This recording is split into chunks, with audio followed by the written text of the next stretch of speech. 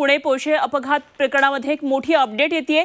अल्पवयीन वीराच्या आईची आता पुन्हा चौकशी केली जाते आणि चौकशीत आरोपीची आई शिवानी अग्रवाल उडवाउडवीची उत्तरे देत असल्याची माहिती सूत्रांकडून कळते।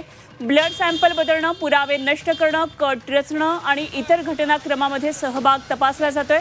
ते सबळ पुरावे हाती लागल्यानंतर कारवाई केली जाणार असल्याची माहिती सूत्रांनी दिली आहे। शिवानी अग्रवालला पुणे पोलिसांच्या गुन्हे शाखेनं अटक केली आहे। आणखी माहिती जाणून घेऊया। आमचे प्रतिनिधी अरुण मेहत्रे सध्या आपल्याबरोबर जोडले जातात। तर ब्लड सॅम्पल बदलण्यासाठी डॉक्टरांना पैसे दिल्याचा आरोप शिवानी अग्रवाल यांच्यावर ठेवण्यात आलेला आहे।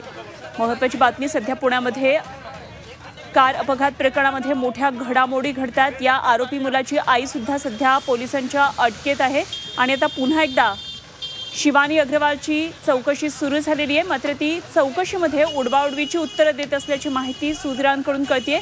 ब्लड सॅम्पल बदलणं, पुरावे नष्ट करणं, कट रचणं आणि इतर घटनाक्रमामध्ये अमृत नोनी गॅस्ट्रिन, अपचन, ऍसिडिटी, गॅस्ट्रबल ह्यापैकी तुम्हाला कुठलाही गॅस्ट्रिक प्रॉब्लेम झाला, उपाय एकच, अमृत नोनी गॅस्ट्रिन। तिचा सहभाग तपासला जातोय।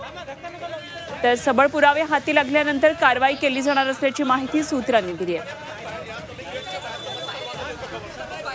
आमचे प्रतिनिधी अरुण मेहत्रे आपल्याबरोबर आहेत। थेट माहिती त्यांच्याकडून जाणून घेऊया। अरुण, महत्त्वाची घडामोड घडतीये। आरोपीची आई शिवानीला पुन्हा एकदा पोलिसांनी अटकेत घेतलेला आहे। तिच्याकडे चौकशी सध्या सुरू आहे। काय काय नेमके या संदर्भातल्या अपडेट घडामोडी?